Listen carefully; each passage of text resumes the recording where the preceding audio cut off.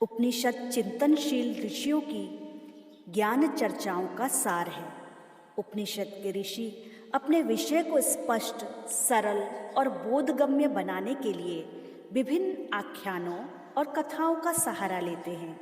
आज हम महर्षि नारद व भगवान सनत कुमार की प्रसिद्ध आख्यायिका को जानकर बंधन से मुक्ति के उपाय को जानेंगे।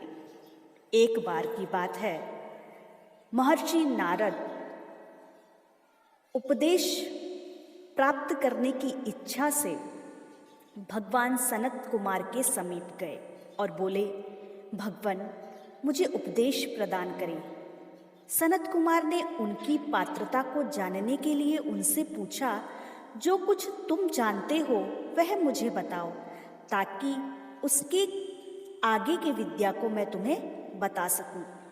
उत्तर में महर्षि नारद ने कहा, महाराज, मैं चारों वेदों के अतिरिक्त इतिहास, पुराण, व्याकरण, श्राद्ध कल्प, गणित, खगोल, उत्पात ज्ञान, तर्कशास्त्र, नीति शास्त्र, निरुक्त, ब्रह्म विद्या अर्थात वेदांग ज्ञान, भूत विद्या, नक्षत्र विद्या, धनुर्वेद, क्षत्र विद्या, ज्योतिष, सर्प विद्या, नृत्य, गायन, वाद्य और शिल्प आदि विज्ञान को जानता हूँ। ज्ञान राशि के बृहत् कोशों के सदृश इन विभिन्न विद्याओं को जानने के उपरांत भी नारद को शांति की प्राप्ति नहीं है। उन्होंने कहा, भगवान, मैं केवल मंत्रवेत्ता हूँ, आत्मवेत्ता नहीं। आप मुझे आत्मवेत्ता बनाएं। पुनः बोले, मैंने आप जैसों से सुना है कि आत्मवेत्ता शोक को पार कर लेते हैं, अतः मैं आपसे उस उपाय को जानना चाहता हूँ जिससे मनुष्य शोक सागर को पार कर सके। महर्षि नारद की बात को सुनकर सनत कुमार समझ गए कि जिन शास्त्रों का उल्लेख नारद जी ने किया है वे सब अपरा विद्या ही है, किंतु परा विद्या तो वह है जिससे मनुष्य को अक्षर ब्रह्म का ज्ञान हो जाए।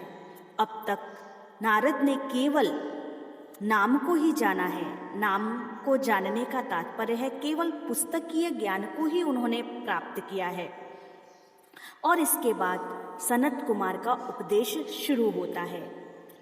पुस्तकीय ज्ञान के आगे जो उपदेश है उसमें वाक, मन, संकल्प, चित्त, ध्यान, विज्ञान, बल, अन्न, जल, तेज, आकाश, स्मृति, आशा और प्राण, ये 14 तत्व आते हैं।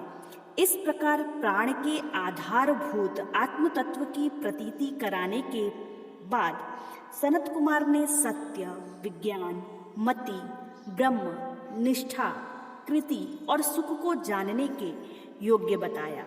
यह शाश्वत सुख भूमा रूप परमात्मा में स्थित है। यो वै भूमा तत्सुखम नाल्पे सुखमस्ति, भूमैव सुखम भूमा त्वेव विजिज्ञासितव्य इति।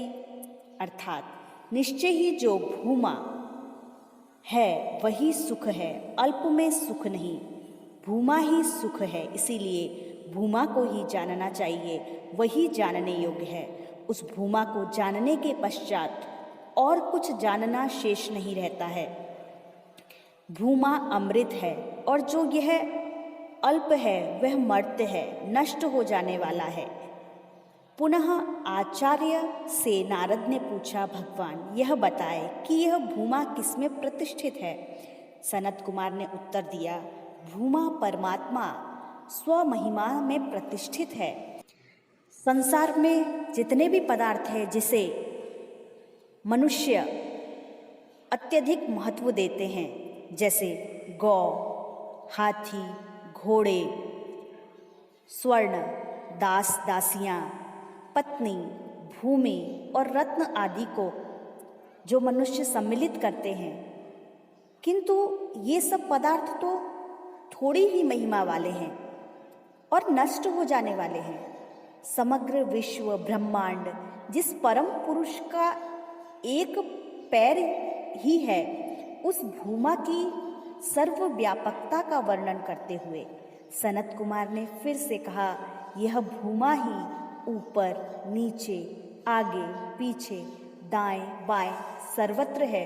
उसे जानकर यह सब कुछ जान लिया जाता है। ये न ज्ञातम सर्वमिदं विज्ञानम भवति। उस भूमा रूपी परम तत्व तक पहुँचने के लिए महर्षि सनत कुमार ने जिन 16 तत्वों की व्याख्या की है, उनका विस्तार से विवेचन इस प्रकार से है। जब सनत कुमार ने नारद को बताया कि जिन ऋग्वेद आदि विभिन्न विद्याओं का तुमने अध्ययन किया है, वे तो मात्र शब्द ही हैं। तुमने अभी तक इन शास्त्रों का शाब्दिक अध्ययन ही किया है। इसका कुछ तो महत्व है। जहाँ तक शब्द की गति है, वहाँ तक शब्द ज्ञान वाले मनुष्य की भी पहुँच हो जाती है, किंतु इससे अधिक महत्व तो वाणी का है। नारद जी ने कहा, महाराज, आप मुझे वाणी के बारे में बताएं। महर्षि सनत ने कहा, वाणी नाम से बड़ी है। वाणी में ही सब शब्द पिरोए हुए हैं। चारों वेद, इतिहास, पुराण तथा अन्य सभी विद्याओं का उपदेश वाणी से ही तो होता है। यह वाणी ही इन शास्त्रों का ज्ञान कराती है। साथ ही द्यो आदि लोकों, अग्नि आदि भूतों, मनुष्य, देव, पशु पक्षी आदि प्राणियों, लता आदि वनस्पतियों, कीट पतंग से लेकर के जानवरों और प्राणी जगत, धर्म अधर्म, सत्य असत्य, अच्छा बुरा, हृदय के अनुकूल अथवा प्रतिकूल, सब वाणी से ही जाना जाता है। अतः वाणी ही आराध्य है। उसे ही प्रशस्त तथा महत्वपूर्ण मानकर उसकी उपासना करनी चाहिए। जो वाणी को इस प्रकार प्रशस्त बनाता है, उसका वाणी व्यवहार अच्छा हो जाता है। नारद को इतने में ही संतोष नहीं हुआ, तो सनत कुमार ने आगे कहा, मन वाणी से बड़ा है। देखो, हमारी हथेली पर रखे हुए 2 आंवलों, 2 बेरों आदि को हम प्रत्यक्ष अनुभव करते हैं। उसी प्रकार शब्द समूह तथा वाणी से उच्चारित प्रत्येक विषय का मन को भी ज्ञान प्राप्त होता है। मन के अनुसार ही मनुष्य इच्छित कर्म करने के लिए प्रेरित होता है। इसीलिए मन की व्यापकता प्रत्यक्ष है। वह वस्तुतः महान है और वही उपासना के योग्य है। जो मन की उपासना करता है और अपने मन पर नियंत्रण प्राप्त कर लेता है, वह जहाँ तक मन की गति है, वहाँ तक अपनी इच्छा से अपने कार्य को करता है। पहले की भांति नारद को इतने में ही संतोष प्राप्त नहीं हुआ। तब इसके आगे सनत कुमार ने संकल्प को मन से बड़ा बताया। चित्त की वृत्ति का नाम ही संकल्प है। संकल्प करने से ही मन की मनन शक्ति उद्भूत होती है। मन ही वाणी को प्रेरित करता है। तब मनुष्य की कर्म में प्रवृत्ति होती है। वस्तुतः सारा संसार ही परमात्मा के सृष्टि रचना विषयक संकल्प का परिणाम है। उस ईश्वर के संकल्प से ही अन्न होता है। उन अन्नों से प्राणों का पोषण होता है। प्राण ही आगे चलकर मंत्र अर्थात विचार को पुष्ट करते हैं और विचार ही अंततः कर्म को जन्म देते हैं। इसीलिए संकल्प के महत्व को मानना ही चाहिए। जो संकल्प की साधना करता है, वह स्थित बुद्धि वाला होकर सभी कामनाओं को पूर्ण करता है। अपनी संतान को अच्छे संस्कारों से युक्त करता है। इसीलिए मनुष्य की जो संकल्प शक्ति है, वह अच्छी होनी चाहिए, वो दृढ़ होनी चाहिए। किसी भी कार्य को संकल्प पूर्वक अगर किया जाए, तभी उस कार्य की सिद्धि होती है। क्या संकल्प से भी बढ़कर कोई वस्तु है? यह पूछने पर महर्षि ने चित्त को उससे भी उत्तम बताया। चित्त ही संकल्प पर शासन करता है। चित्त की चिंतन शक्ति से संकल्प की उत्पत्ति होती है। उससे ही मनन किया जाता है, जो अंततः वाणी और कर्म के रूप में दिखाई देता है। यदि हमारा चित्त स्वस्थ नहीं है, तो हम पढ़े हुए बात को भी भूल जाते हैं, स्मृत विषय भी हम भूल जाते हैं। अतः हमें अपनी चित्त की शक्ति को विकसित करना चाहिए। फिर नारद जी ने पूछा, क्या चित्त से भी बढ़कर कुछ है? तब उन्होंने ध्यान को उत्कृष्ट बताया। आत्मा को एकाग्र करना ही ध्यान है। वस्तुतः मनुष्य ही ध्यान नहीं करता। यदि आस्तिक बुद्धि से देखें तो हमें पृथ्वी, अंतरिक्ष, सौरमंडल के ग्रह, पर्वत, देवजन सभी परमेश्वर का ध्यान करते हुए प्रतीत होते हैं। ध्यान से ही मनुष्य को सम्मान मिलता है। यदि एकांश मात्र ध्यान किया जाए तो भी साधक को बड़ा लाभ मिलता है। जो ध्यान नहीं करते वे अंततः कलह प्रिय तथा दूसरों के लिए दुखदायी होते हैं, किंतु जो एकांश ध्यान कर सकते हैं वे संसार में गौरवशाली होते हैं, संसार में अच्छे कार्य को करते हैं। क्या ध्यान से भी बढ़कर कुछ है? इसके उत्तर में सनत कुमार ने विज्ञान को ध्यान से बढ़कर बताया। यथार्थ ज्ञान, विशिष्ट ज्ञान ही विज्ञान है। इस विज्ञान से ही ऋग्वेद आदि पूर्ण वर्णित सभी शास्त्र, सभी लोक, सभी भूत तथा तृण से लेकर के ब्रह्मांड के सभी पदार्थ, धर्म अधर्म, सत्य असत्य आदि का विचार किया जाता है। इस लोक और परलोक की जानकारी भी विज्ञान से ही होती है। बल को विज्ञान से भी बढ़कर बताया जाता है। उपनिषद में अन्यत्र कहा गया, नायमात्मा बलहीनेन लभ्य। बलहीन व्यक्ति को इस आत्मज्ञान की प्राप्ति नहीं होती है। 100 विज्ञान वालों को भी एक बलशाली कपा देता है। ज्ञानी व्यक्ति भी बल को प्राप्त करके ही कार्य में प्रवृत्त होता है। बल से ही संसार का पदार्थ स्थित है। अतः बल को प्राप्त करना हमारा लक्ष्य होना चाहिए। यह बल हमें अन्न से प्राप्त होता है। अन्न से शरीर को शक्ति मिलती है, ऊर्जा मिलती है। यदि कोई आदमी 10 दिन भूखा रहे तो उसकी दर्शन शक्ति, मनन शक्ति, सुनने की ताकत, चिंतन प्रक्रिया तथा कर्मण्यता सब नष्ट हो जाएगी। और यदि वह 10 दिन बाद पुनः खाने लगे तो वह पूर्व की भांति देख सकता है, मनन कर सकता है, विचार कर सकता है। अन्न का जो उपासक अन्नदाता परमात्मा को सदा याद करता है, वह मानो अमृत का ही भक्षण करता है। क्या अन्न से भी कोई पदार्थ श्रेष्ठ है? तब सनत कुमार बोले, हाँ है, वह है जल। देखो, यदि जल वृष्टि नहीं होगी तो अन्न कहाँ से आएगा? जब जल बरसता है तो सभी प्राणियों को आनंद होता है। सभी लोग, सभी भूत, चींटी से लेकर हाथी पर्यंत प्राणी, लता, वनस्पति जगत सभी जल से ही तृप्त होते हैं। किंतु याद रहे, जल से उत्कृष्ट तेज है। इस अग्नि तत्व को ही जानना है। अग्नि से ही जल बनता है। जब भयंकर गर्मी पड़ती है, प्रचंड ताप होता है, तो समुद्र का जल वाष्प बनकर आकाश की ओर चला जाता है और पुनः मेघ बनकर वृष्टि होती है। इसीलिए तेज के महत्व को जानकर हम उसकी आराधना करें, स्वयं को तेजस्वी बनाएं तथा प्रकाश की ओर चलें।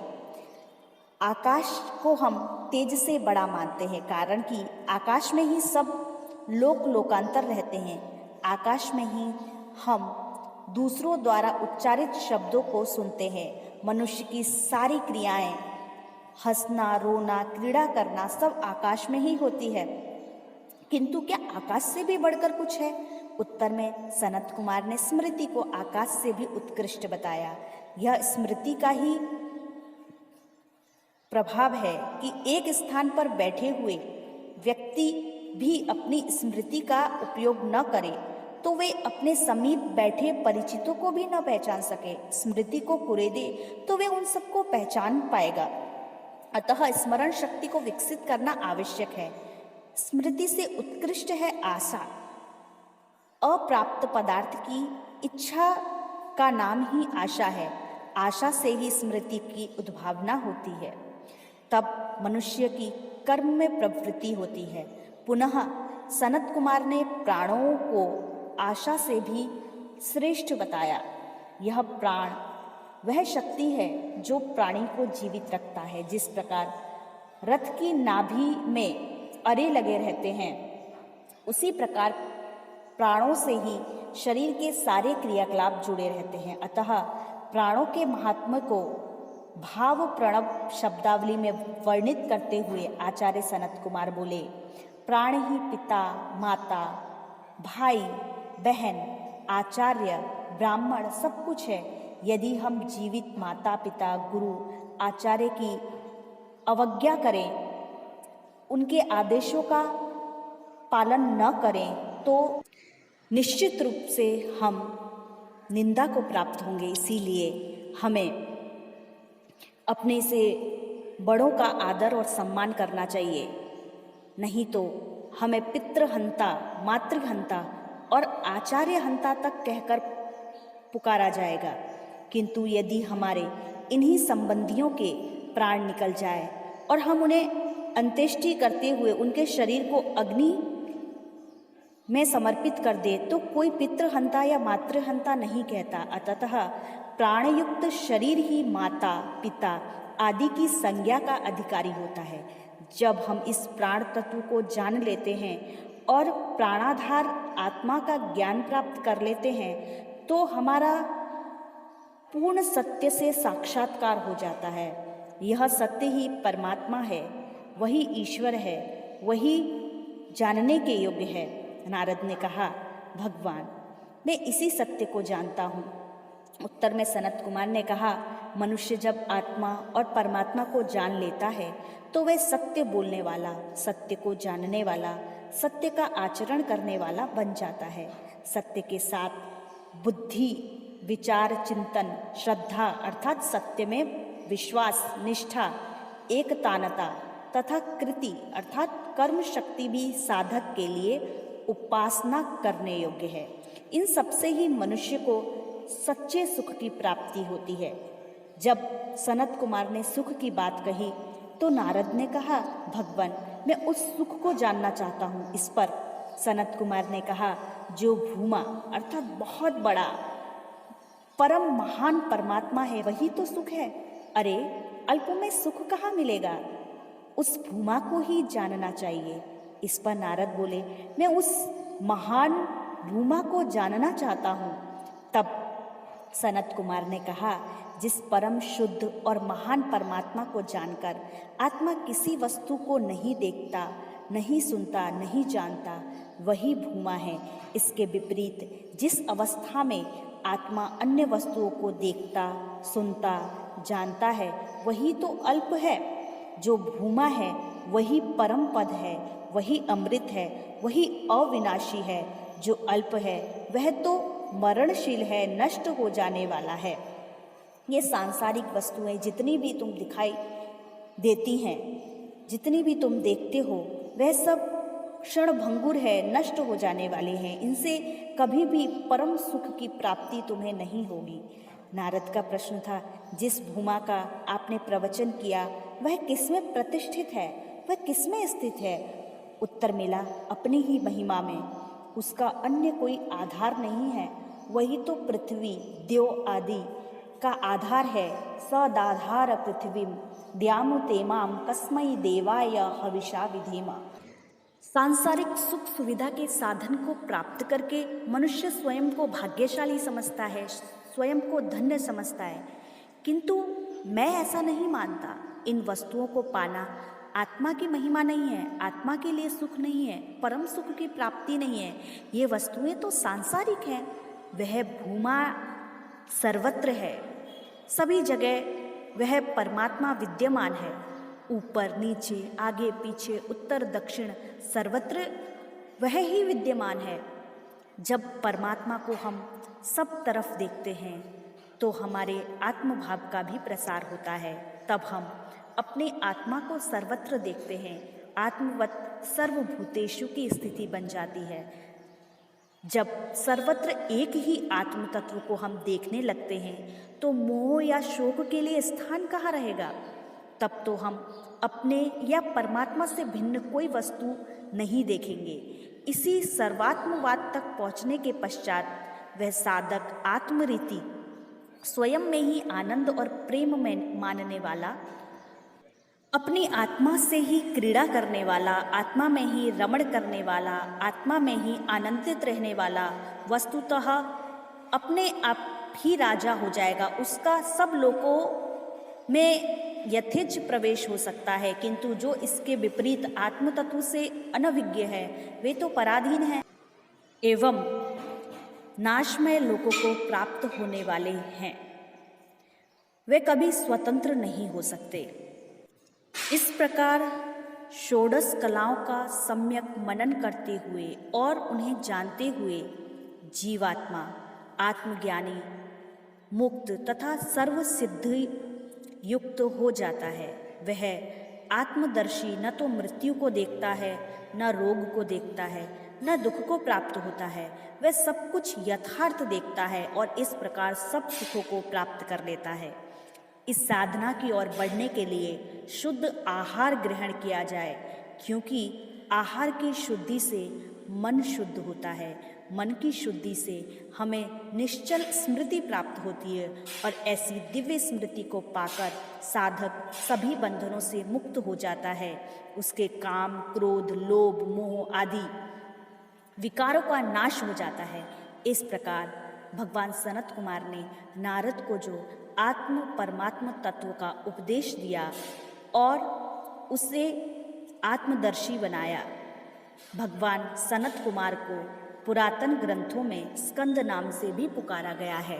तो आज परमात्मा की हमारे ऊपर कृपा हुई कि हमने इस सुंदर आख्यायिका को सुना और वास्तव में किस प्रकार हम परम तत्व को प्राप्त कर सकते हैं और परमात्मा के सच्चे स्वरूप को हमने जाना कि वह जिसे हम अनेक जगह ढूंढते हैं, वह भूमा परमात्मा सब जगह व्यापक है, सब जगह स्थित है।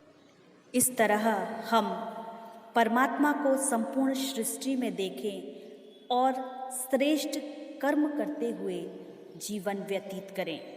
ओम शांति।